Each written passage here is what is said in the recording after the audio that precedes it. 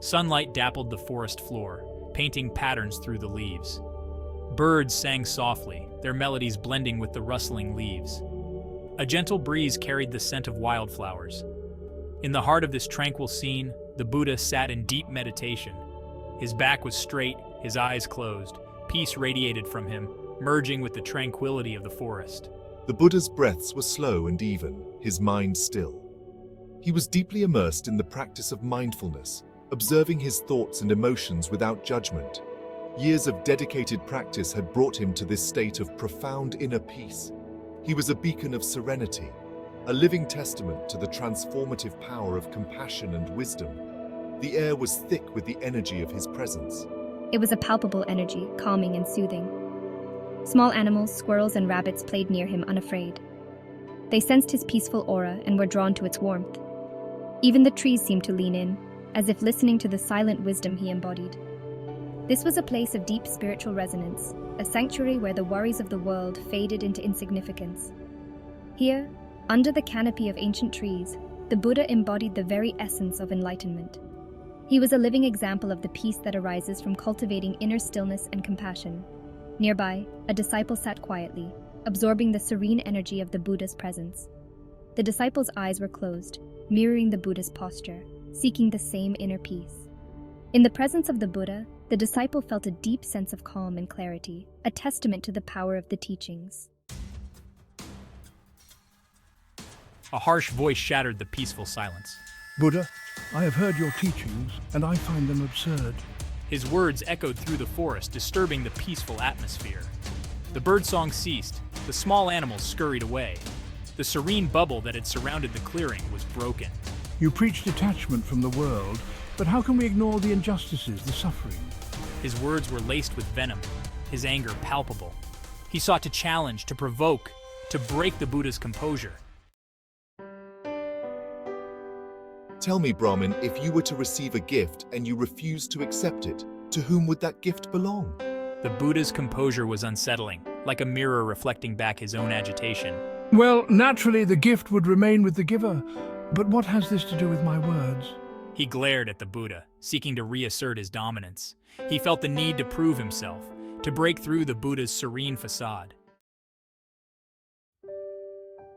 And so it is with anger. When someone directs anger at us and we refuse to accept it, to whom does that anger belong? The Buddha's simple analogy struck a chord within him. He had spent so long consumed by his anger, he had never stopped to consider its true nature. Anger is like a hot coal. If we hold on to it, we are the ones who get burned. His words were simple, yet profound. Cutting through the Brahmin's defenses, he spoke with the authority of someone who had experienced the full spectrum of human emotions and emerged victorious. The Brahmin's shoulders slumped slightly, the weight of his anger suddenly palpable. He looked at the Buddha, truly seeing him for the first time. The serene expression, the aura of peace. It was as if the Buddha emanated a tangible sense of calm. He felt a flicker of shame, a realization of his own disharmony. We meet anger with compassion. We recognize that anger, like all emotions, is fleeting. It arises from ignorance, from a misunderstanding of the true nature of reality. Then how do we deal with this anger? How do we respond to injustice without succumbing to rage? The Buddha's words resonated deeply within the Brahmin, planting seeds of doubt. He had always believed that anger was a righteous emotion, a tool to fight injustice. But the Buddha's analogy, so simple yet so powerful, challenged his worldview. He looked at the Buddha, his anger giving way to curiosity. For the first time, he was genuinely seeking guidance, his heart open to the possibility of a different path. His words were like cool water on parched earth, offering solace and understanding. The Brahmin sat down, his anger dissipating like mist in the morning sun. He listened intently as the Buddha spoke about the importance of mindfulness, of observing our thoughts and emotions without judgment. He spoke of the transformative power of compassion, of meeting anger with loving kindness. We all have the potential for anger, but we also have the power to choose how we respond to it. By cultivating mindfulness and compassion, we can free ourselves from the grip of anger and find lasting peace. The Buddha's words washed over the Brahmin, calming the storm within him. He felt a sense of peace he had never known before, a calmness that seeped into the very core of his being. He realized that his anger had blinded him, preventing him from seeing the truth of the Buddha's teachings. He looked at the Buddha with newfound respect, his heart filled with gratitude. He felt a weight lift from his shoulders, a burden he had carried for far too long. The Buddha smiled gently, his eyes radiating compassion.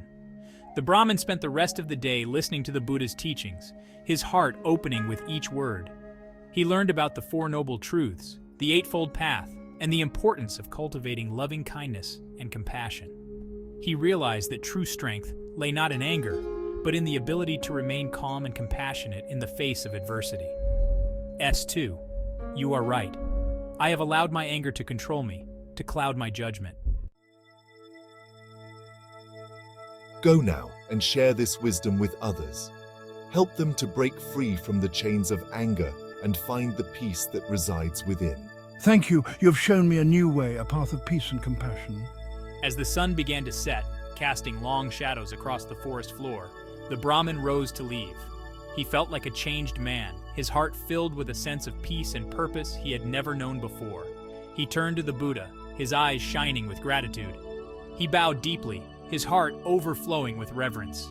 He had come to the clearing seeking to challenge the Buddha, but he left as a disciple, eager to learn and grow. The Buddha smiled, his eyes twinkling with wisdom. He watched as the Brahmin walked away, his steps lighter, his heart filled with hope.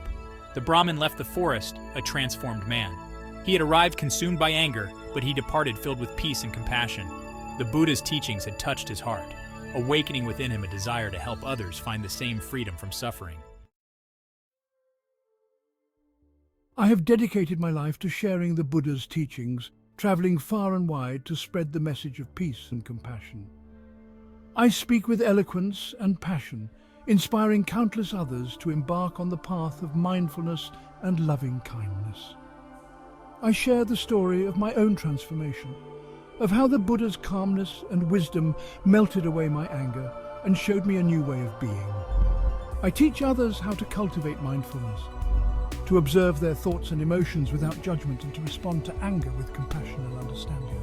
His words resonated with people from all walks of life. They were drawn to his authenticity, his own journey a testament to the transformative power of the Buddha's teachings. He became known throughout the land as a beacon of peace, his presence a reminder of the boundless compassion that resides within us all.